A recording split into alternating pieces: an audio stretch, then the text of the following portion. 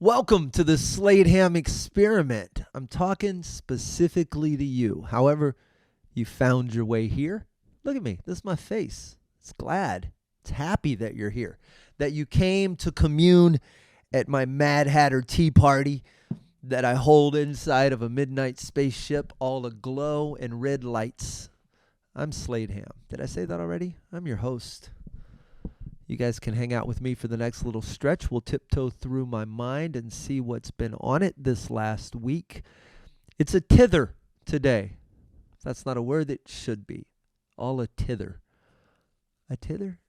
I'm making that up. Anyway, the point is, it's daylight savings time. It's dark early. I feel like I live in the Arctic all of a sudden. Everything shuts down. Sunset is at like 5 o'clock in the afternoon. And I don't know. They always say it's daylight savings time. Well, they say that every spring. They say that every fall. One of them's not daylight savings time. One of them's daylight sacrifice time. I don't understand. Maybe you get the hour back in the morning. I've never understood there are things. Anybody else like me? People just talk about this stuff under the assumption that we all understand it, and I don't. I mean, I should. I could. I've looked it up. But if you put a gun to my head right now and ask me to explain daylight savings time, what it is and how it works, I think you'd shoot me.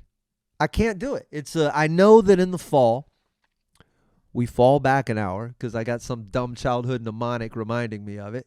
I know that in the spring, we spring up an hour, right?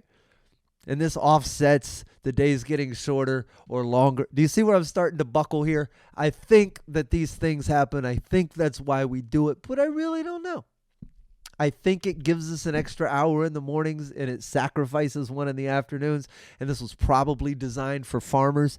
I have it up and I know. What does Wikipedia say? I don't trust Wikipedia because I don't have a Wikipedia article. I should. An IMDb page. Daylight savings time, or summertime, is what they call it in the UK. Of course they do. Summertime is the practice of advancing clocks by 1 hour during warm months so that darkness falls at a later clock time. All right, that's spring.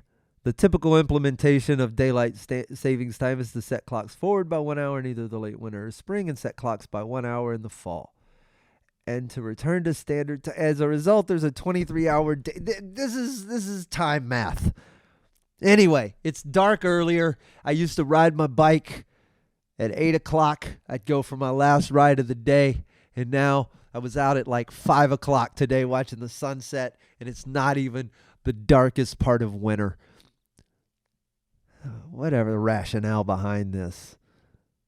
This is so stupid. I'm sure it has something to do with farmers and clocks and now children and bus stops. That would be my guess. Close. I don't mean to be frustrated. I do a good job of keeping it under control. I responded to an email today. I got it Friday from a booker. This is the state of the industry, man. If you're a young buck in this business, get out. I guess the upside is the road is disappearing. There's no road to work much anymore. So these gigs are all this is all going to be a non-factor soon. But I got an email from one booker that is for sure, just for point of reference how this works. I have a newsletter. It goes out twice a month. Goes to all my fans. It's over 1,000 people that get that newsletter. And I do it through MailChimp. I also send my avails out through MailChimp, and I probably have 50 different clubs and or bookers on that list. Now, of that, 20% of them check the emails. Of them, 0% get back. That's the math to booking and sending out your avails. But one of them checks the email every time I send it. I know. There's a 5-star next to their name in the database. Opens every email. The last time I worked for this company, the last time I got a response, the last time they gave me work was 2019. I think it was $600. not exactly keeping me afloat.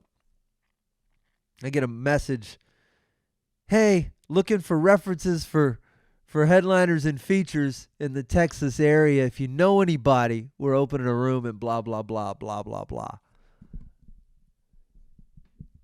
Oh, and by the way, once we get dates in order, we'll certainly offer you one. Right?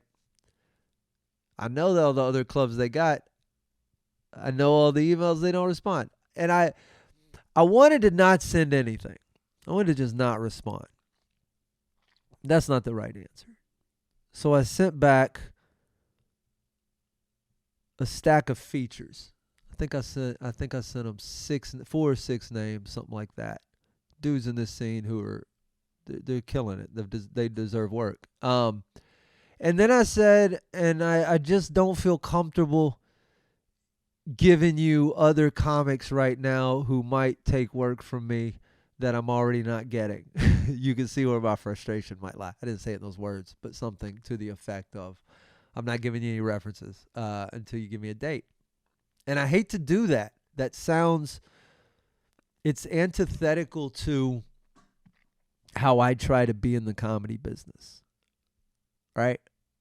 I don't believe in zero sum. I don't believe you get anything. It's taking anything away from me, actually. But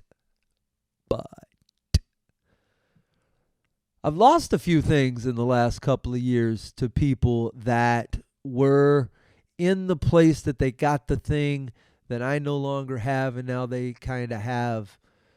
And they were there on my reference, and it's just dirty pool. So for a while, I think I'm only going to reference features. It's a good habit to have, to not be reckless with your references anyway. But boy, that zapped getting an email asking me to help, because booking a room is not easy. Having a roster of comics who can play a room is not easy, especially if that room's, weekly or bi-weekly. A monthly room, you're just trying to put 12 dudes in. Even that's hard, but weekly is impossible almost. So at the budget these guys are doing it for. So they need our help. And at that point, why are you booking the room? What are you doing? I know what you're doing. It's very little. You're sending a series of emails. I've done it. I own a booking company. I could do this with my eyes closed. So you don't get my roster. If any of my friends want to work it, message me. I'll tell you who it is. They'll probably not return your emails either. If I get to it later, I will talk. It probably won't be this episode. I'll probably do a comprehensive episode about some of the internal stuff for comics, and it may be a one-off for those of you others listening. Today, it's everything on my list is just. Can I just vent this episode? If you're not happy with me getting some stuff off my chest, then just carry on. I'll be back here for another episode next week. But right now, my ongoing thing with Combat Kroger. Maybe I'll change names. I go to this stupid Kroger every day. It is terrible. We've talked about it. It's literally the worst. And the manager, there's a general manager there. He's there all the time. And he is a little mousy white. Did I say mousy? I describe him as a mouse. He's a very specific type of person I know in Southeast Texas. They're built a certain way. I can't explain it. They're short. They have one kind of it's just a mustache, kind of curly hair. They for sure would have had a mullet in the 90s. White dude, thin. It's just the type. He's the manager. And this dude, I go in there I leave my earbuds in. I just like to get my shit. I like to get out. I started leaving my earbuds in because the security guard who kept harassing me, and I want to deal with that. I shouldn't have to deal with that to go into the grocery store and buy one item. I'm getting cereal, homie. Why is there a security guard here? But there is. So I put in my earbuds. And I walk in today. I got my earbuds in. It's the same situation. Every time this dude is doing something on an aisle I'm on, restocking some stuff, trying to fix. I appreciate it. No one else in that store is trying. But he's not a good manager. And I'll always stand there, and he doesn't know there's no music playing. He doesn't know these are just noise reduction. So he always goes, "You finding everything okay, sir?" And I'm trained. I don't blink. You can sneak up right behind me and go, "Ah!" I'm not going to jump. I've been in nightmarish relationships with girls who used to punch me in the dark. You think I'm going to jump because some manager says something behind me? No, dummy. So I don't move.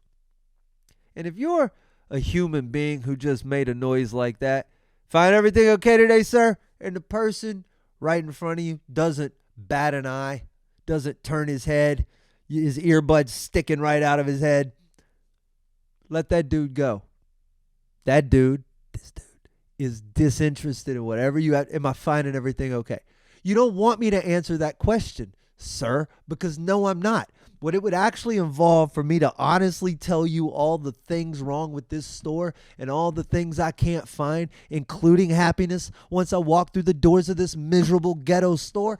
Do you understand that for me to tell you all of that would take us hours? You don't have it. You don't. Even on salary, we can't afford to sit here all day. So I just keep my mouth shut and I stare at the corn and try to pick the right can. And instead of just going back to his shelf stocking, he goes, all right, well, if you need anything, make sure. He yells like it's going to go over my headphones and get to me. I don't blink. So today, this happened like 4 times in the past. It's become a game. This is a dance we do. Just I go in, I stand close to him. He asks me if I'm fine, everything okay. I ignore him, and then he extra loudly tells me if I need anything to make sure to find. It's so stupid. And I've never acknowledged him. So I'm assuming he does this to everybody. I don't know. Maybe he's having the same fun with it I am. I have no clue. Today I'm in there. I'm standing by like the sliced cheeses, the lunch meat stuff. This girl's stocking a shelf right next to me. She is on her. She's got her earbud in. And she's just yapping away about this motherfucker that, or this has got to happen, or this needs to be done, or the kid. I mean, she's on a personal call, and it's loud. And I love it. That's miserable stocking these shelves. You working for this dude.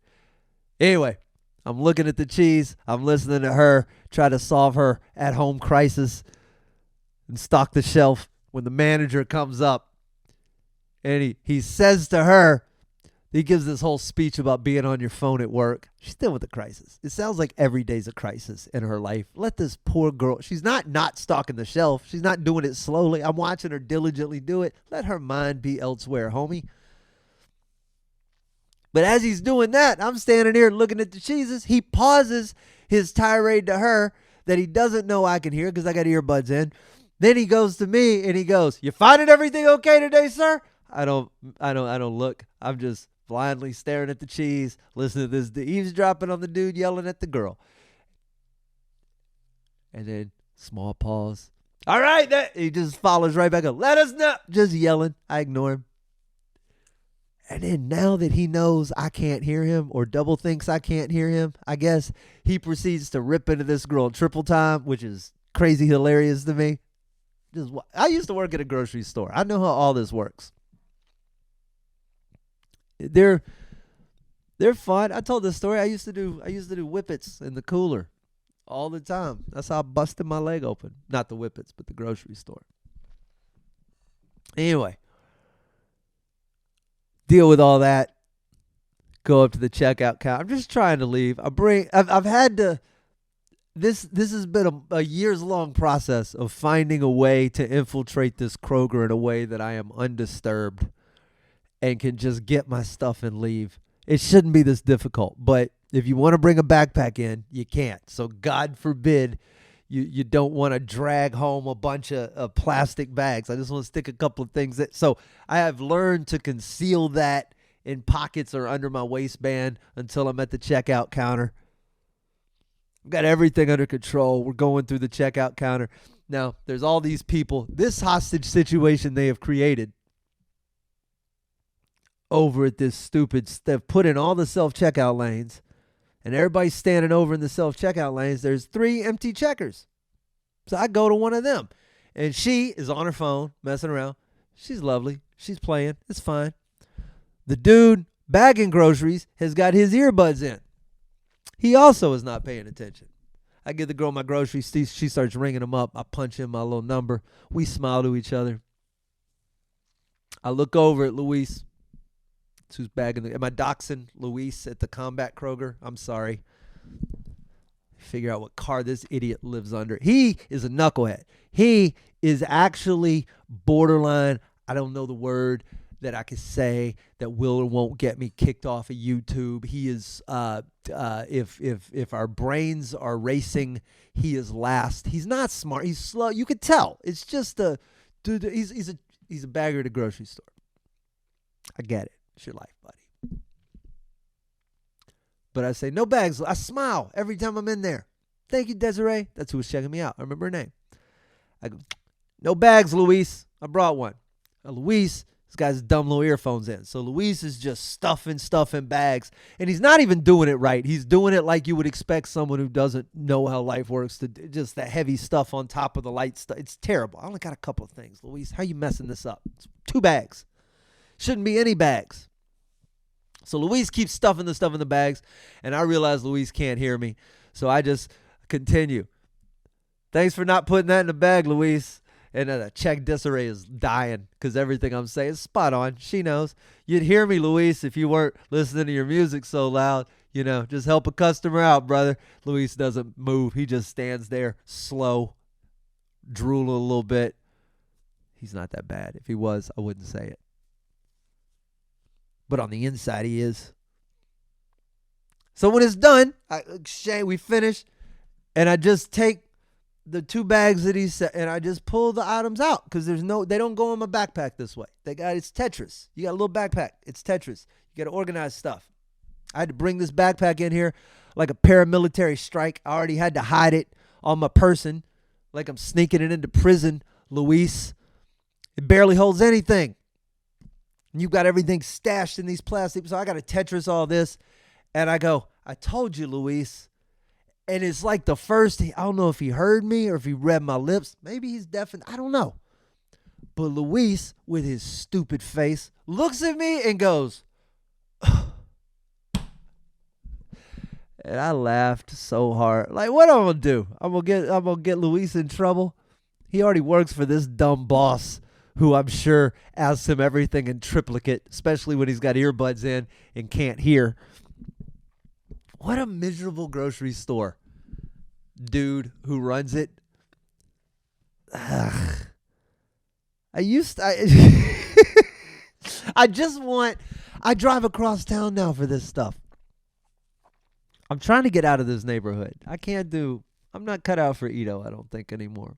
Younger me was supposed to be in the wards inside the loop. I'm going to go live on a houseboat. I still fight with these bars. They got this one bar now up the street. They play they're empty. This place is empty. I've owned a bar. That's why this is so perplexing to me. When you see people do things and you know, oh, that's your problem. This bar is empty. It'll be 3 o'clock, 4 o'clock, 5 o'clock in the afternoon. Maybe a little later, 6-ish. You'll just hear the music thumping from blocks away. Doom, doom, doom.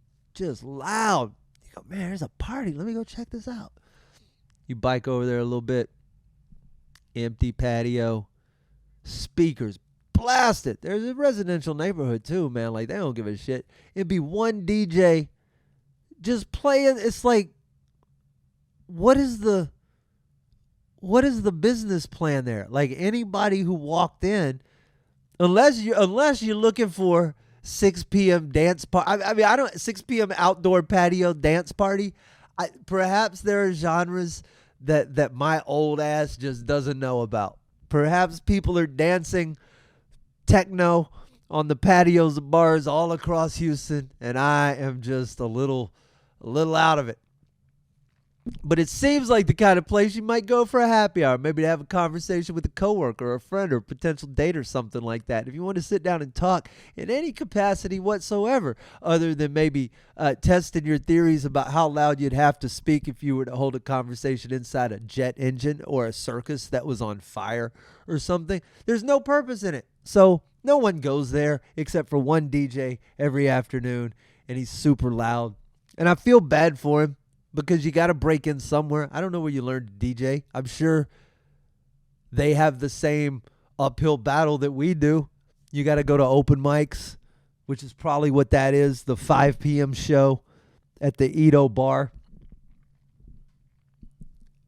I mean, when I was young, the idea of being a DJ was equally on the table, perhaps, as it is now, except it was harder. You had to own milk crates full of records and also record players, and you also had to have some technical expertise in how to mix those things together. You would have to learn the hardware, and then you would have to learn the music, and you would have to learn the process. I don't understand the process of mixing music together, but I'm sure there's crossfaders and beat per minute, BPM matching. Is that what it is? Beats per minute. I mean, there's all this you got to learn.